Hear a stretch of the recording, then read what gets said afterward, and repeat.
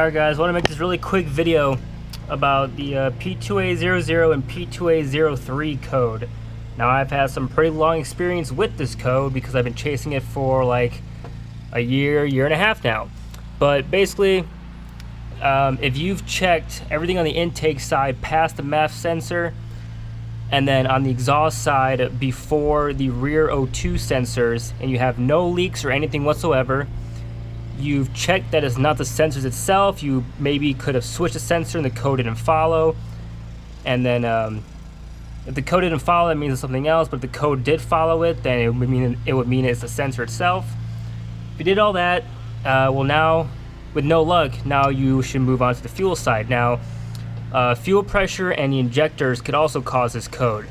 So as you see, I'm already took everything apart because I'm replacing my plenum and all that. But you would want to check your injectors.